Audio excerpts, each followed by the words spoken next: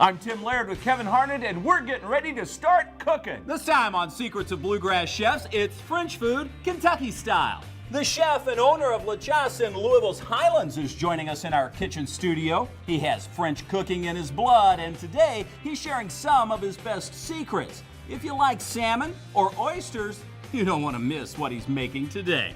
Plus, Kevin, I'll tell you what, I've got a twist on a classic bourbon cocktail with a French little additive, so you're going to love that. We're going to love that. It is a French cooking show today with a Kentucky twist. It all starts right now on Secrets of Bluegrass Chefs.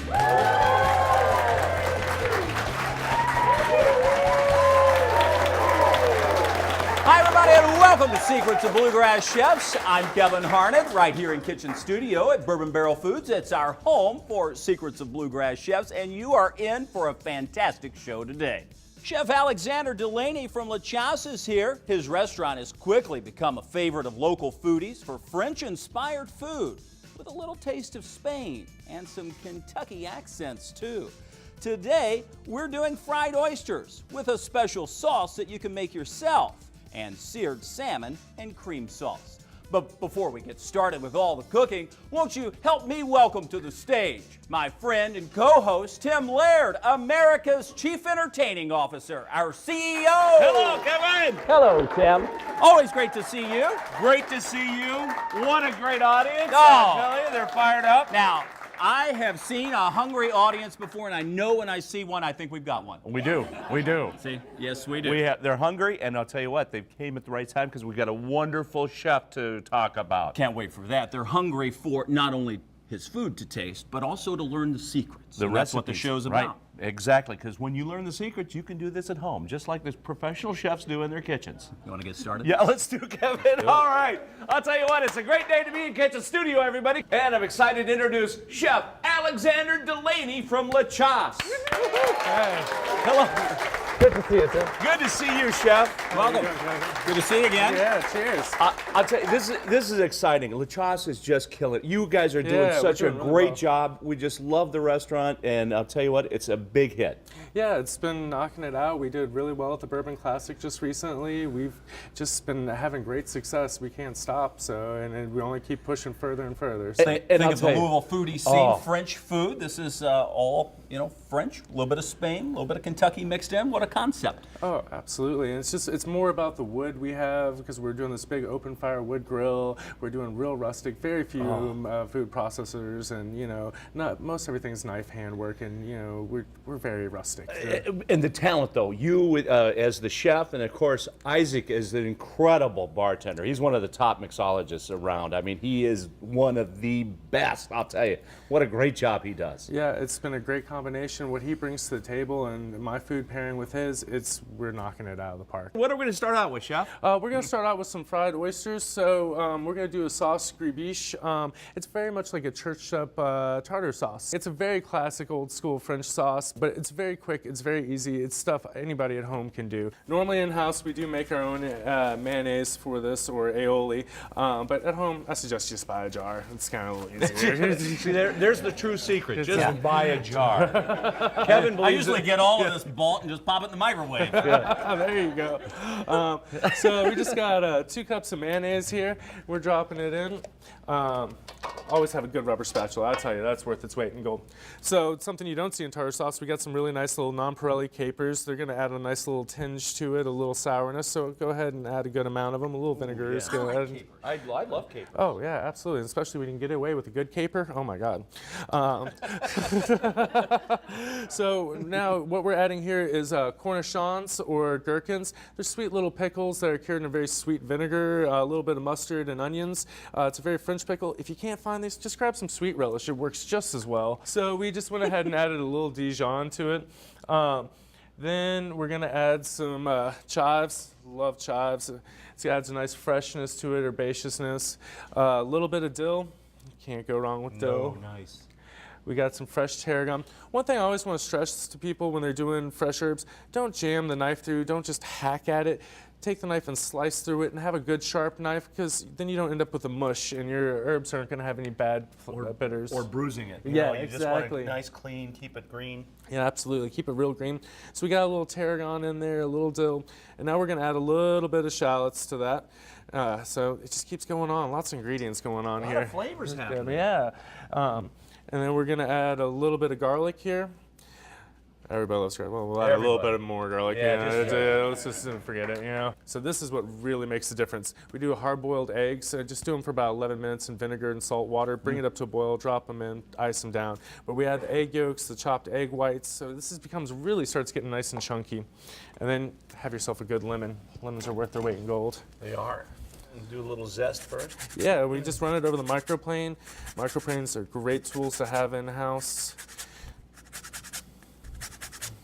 So you said you hard-boiled egg in vinegar and water. I know you do that with poached eggs so they stay together, but you even do that with hard-boiled eggs? Yeah, it helps the membrane pull a little tighter on it, so when you are peeling it, it makes it just a little bit easier. And make sure when you pull your hard-boiled eggs off, you put them in a nice ice water bath. You may even want to crack them a little bit if they're really fresh, because the water will get between the membrane and the shell, and it'll make your life a lot easier when it's peeling.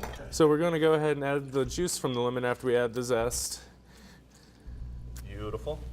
I like your strainer there. There's Oh, no absolutely. seeds going in. You see that? And you like the Joker gloves here? I mean, this is definitely a fashion statement. You can wear those for derby days. Oh, absolutely. What do you think I wear? Oh my You God. all set? Always add Tabasco. I'm a big fan of that. That's a little Kentucky heat in right there? there. Yeah. Just a A little bit. a That's little good. bit more acid. Especially with oysters, that sounds Right. great. Absolutely, yeah. You gotta have that heat in there. Add a little bit of salt to balance everything, and I do believe that's it. Wow, So, that looks great. so we're gonna just mix it together. Just hand mix it. Nothing too hardcore about this. And you can use this on almost any fish. Oh my God, any fish, salmon. Actually, I'll do a smoked salmon and I'll slice it and I will put this underneath it.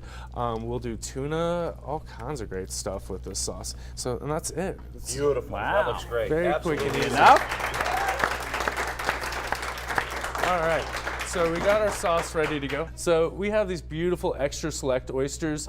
God, those are good looking. Yeah, normally, you know, at the store, you're only going to get the nice selects, but sometimes you get lucky, and if you go down to Fishmongers, you can get some nice extra selects, and these guys are just huge. I mean, look at that. That's almost as big as Beautiful. my hand. It's going to sing. And we try to get West Coast if we can, but if you can't, it's okay. It's going to be a little bit more briny, so add maybe a little sweetness to your sauce.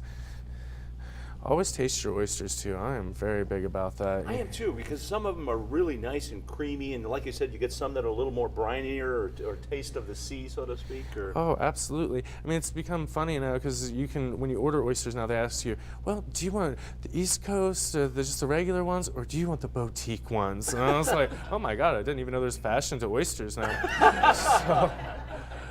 But now you want to check your oysters. You want to make sure they're fully covered. If you don't, it's not the end of the world, but it really does make a nicer oyster if you really make sure it's fully coated. So we're just going to go ahead and drop these bad boys in. I always try to shake off as much extra flour as I can. yeah, because that helps. It won't. Oh, absolutely. Listen to that sound, Tim. I love that sound. It's almost as pretty as a shaker full of ice. My two favorite sounds in the world: a fryer and a shaker. And it won't take long at all, will it? No, and this is a good oil mixture we got going on today. We got a little beef fat in there, not as much as I usually do, but this will not. I like that secret beef fat in your fryer. It makes the world a difference. You know, everybody talks about lard, and then once you discover beef fat, you never go back. I mean, There's a secret. That's right. so we just want to see a nice golden color kind of develop on them. You know you cooked your oysters too far if they kind of shrink up on you, so you just want to catch them right before they shrink, and then you get a real pretty, and look at this, it's only taken about a minute or two, and we are going to have some buttes right here. Look at that. My gosh. And that is so easy. You can see the crunch. I mean, before even biting in there, that is absolutely perfect. Right. Absolutely. So now, Is that all you're making? yeah, that's all I'm making. I'm sorry. No, I think that's enough for you. Come on. You're not that big. So we're just going to lay down some of the sauce really simply. Oh, and I can smell how delicious that sauce is. Oh, it just gets better and better every day, I'm telling you. And then we're just gonna take the oysters. Be careful when you're handling hot food out of a deep fryer, dude. Chefs get these old iron hands and we don't feel anything anymore. So. And don't grab them out of the hot We're dumb enough just to be hungry and be like, oh. And so we're gonna garnish ours with a little bit of fresh pea shoots just because it's springtime and everybody's got some pea shoots going on right now. Just a little fresh olive oil. And that's it. Oh, that looks beautiful right there. Simple, quick, easy dish. You mentioned the pea shoots. I saw a lot of ingredients. Kentucky Proud, obviously, so we've got some Kentucky stuff in the dish. Yeah, we're using Groganica for our pea shoots. I also use a young fellow named Anthony Bailey, and he's really a nice little urban farmer, and he's been bringing it around for me too. Most everything we're getting is a lot of Kentucky Proud products from Mark Sperry to Groganica. Yeah. So. We love that. We do. The best part is the show's just beginning. Alexander Delaney from Chasse, what are you making next? We're going to do a cured salmon that's going to be pan-seared, and then we're going to serve it with a sorrel sauce and glazed carrots. Wow, that sounds good. When we come back from the break, Tim is shaking things up. I'm going to shake it up with the French martini. Or Please. Manhattan. Well, nice Manhattan for you. Please don't go away. It's Secrets of Bluegrass Chefs when we come back.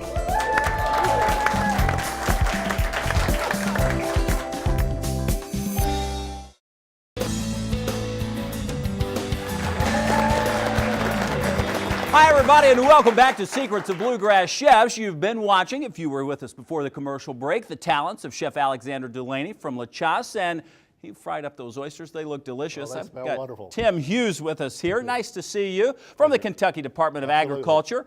Listen, Kentucky Proud, we talk about that all the time on this show. In fact, Kentucky Proud's been a great sponsor and a partner in our show for a number of years, and we've always appreciated that because we really understand what the farmers are doing for these chefs, and they do a tremendous amount. Agriculture is a huge business in Kentucky, and we're just so proud of being able to promote a brand that brings all of the agriculture community together, whether it's food products, the horses, the manufacturers, everything under the Kentucky Proud label. We've really been able to see that in the history of our show, which has gone on for quite some time. And when we first started out, Kentucky Proud was a fairly new concept, but to see that grow over the years has really been special with all of the great chefs that we have here across the Commonwealth. We've got over 70% ID recognition in the Louisville market, and so we're really proud of the brand and what the products that are represented by it mean to the consumer. Well, that's great, and not only in Louisville, but Bowling Green and Lexington, where folks see our shows and experience the great chefs there. Would you take a taste so we can see how Alex did? Savoring this for a while, so. See those Kentucky Proud pea shoots going on first, that's right. And there is the oyster, nice and fried. Definitely wonderful. A little bit of heat to it. Compliments to the chef. Compliments to the chef, that's great. Tim, thank you again. We appreciate everything you do and Kentucky Proud does. I'll let you take that back to your table and enjoy that. The great part is the entire audience gets to take a taste. If you're a part of our show, just log on, mintjuleptours.com. It's easy to find. Let's bring in Tim Laird, and we will shake this up. Tim, you can take that back. Watch your step there. I don't want you to fall. You can take this one, too. Take them both. Oh, great, Kevin. Give away my oysters.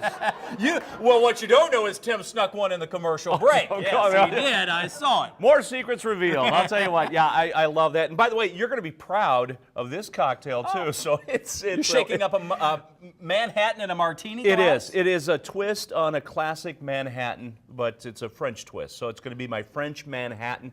Very easy. Starts out with, of course, bourbon. I'm going to use a little Old Forester here. About 1.5 ounces per cocktail. So that's 3 for 2. Or until it overflows.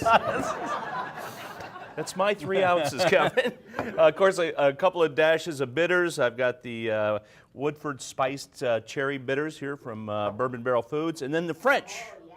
A little Chambord. Yes, absolutely. There's some fans in the audience. I love this from the Loire region, a little black raspberry liqueur Chambord. That's going to be the French twist to this instead of sweet vermouth. So about 3/4 ounce per cocktail goes in.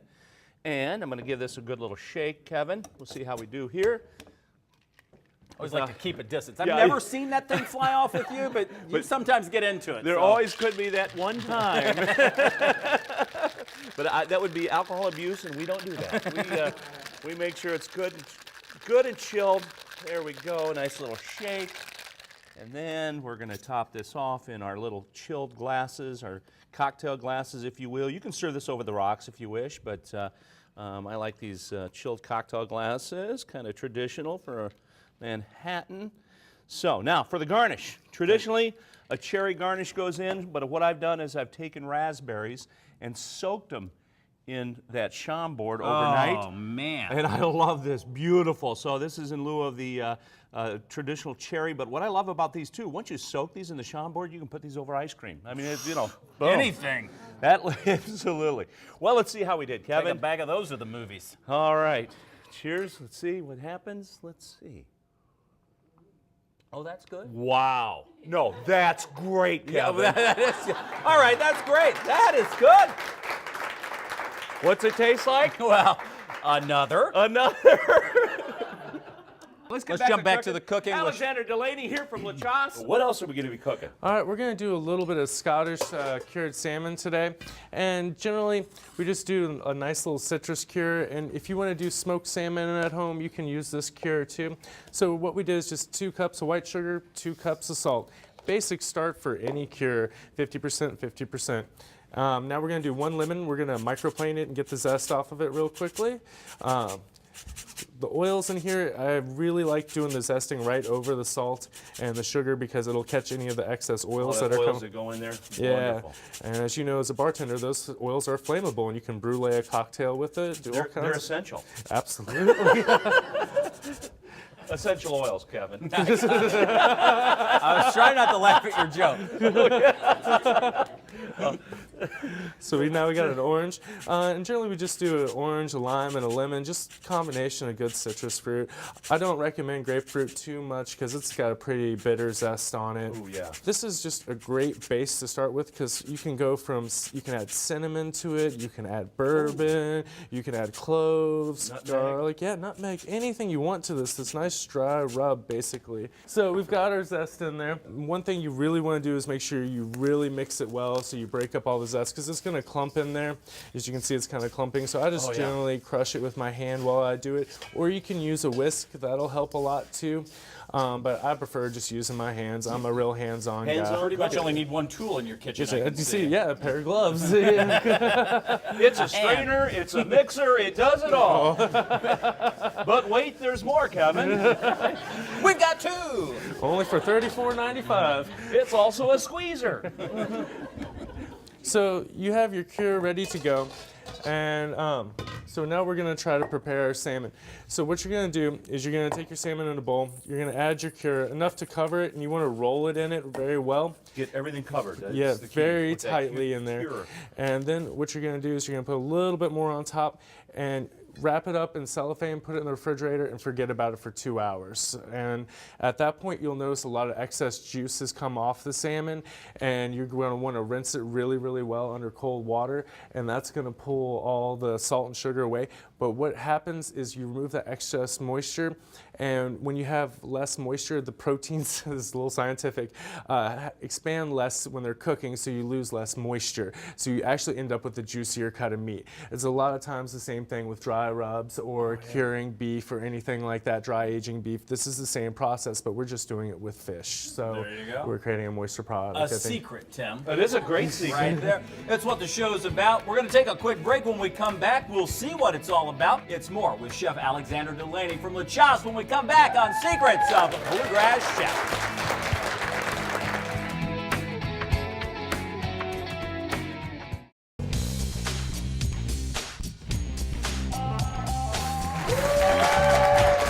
Welcome back to Secrets of Bluegrass Chefs. I'm Kevin Harned, alongside my good friend and co-host Tim Laird. We're having fun today, aren't we? We are. I'll tell you Always what. do. Chef Alexander Delaney from Chasse is showing us a lot of great secrets, and I love this, curing a little Scottish salmon. And so 2 hours, and it comes out. This is what you have? Yeah, at the end of it, after you rinse it, you're going to notice it's going to be a little bit denser, it's going to be a little tighter. It's going to be a great piece of fish from this point. Wow. Now we're going to heat up our nice little cast iron here. This is actually a French steel. French steel is very similar to cast iron, it's just not as porous. And so it builds up a really nice what is it called? Seasoning. Seasoning. And so nothing sticks once you cook. You know, it takes a while to season these, but after they're seasoned, they're great. Like, because you really don't have to wash them. Yeah, you. Hang back down. Like, we'll use that next time. make it taste better. Absolutely, it's only flavor. That's all it is. So we're gonna let our salmon go on that for just a second, and we're gonna increase our heat. I like to generally serve my salmon about mid-rare to medium, but go ahead, cook it all the way through. Just cook food the way you enjoy it. That's one thing I've always stressed. You know, don't let anybody tell you this is a certain way you have to eat food. If you enjoy it this way, please eat it whichever way you want. This is an incredibly great fish. This fish, I can guarantee there is nothing wrong with it. And once you put the cure on it, that's the thing about curing anything. Salt and sugar are natural antibacterials. I mean, this is how we've been preserving food for thousands of years. So it's going to remove all the exterior bacteria. And when you cure the salmon, it can sit for a couple days in your fridge. And you don't have to worry about it getting funky because you've already kind of processed it a little bit, removed the bacteria. All right, so now we got a nice coloration on top of that. Nice crust on top. Look at that, beautiful. Yeah, and we're just going to go ahead and keep finishing up. While it's cooking, we're going to Put our base down, that beautiful sauce. This sauce just sings, and look at that color. I mean, it's beautiful, and the flavor is just absolutely lemony and herbaceous. Wow. And we just give it like that. All right, now we got this beautiful salmon. God, that looks so good. That's gorgeous. That looks good. Oh, on that It's this nice little sauce. mid-rare going on. Oh yeah, gorgeous sauce. Easy finish. We're just gonna stack our glazed carrots right here. And you can serve this with grilled potatoes, risottos, or anything along those lines. It all becomes very delicious. And I like to finish with a little bit of fresh dill and chives. And you know, chervil is really in season right now. That's another nice French herb that a lot of people don't know about. And it just looks like a great dish at the end of the day. Simple, Beautiful. easy. Oh my God. Look at that. Thank you guys. Cheers, guys. Thank Alex, you. thank you for being here. Thank you. Appreciate that very much. For Tim Laird, I'm Kevin Harned. We have to say goodbye for now for this edition of Secrets of Bluegrass Chefs. We'll hope you'll join us again when we reveal more secrets from the Bluegrass Best Chefs. Oh, man. You guys enjoy.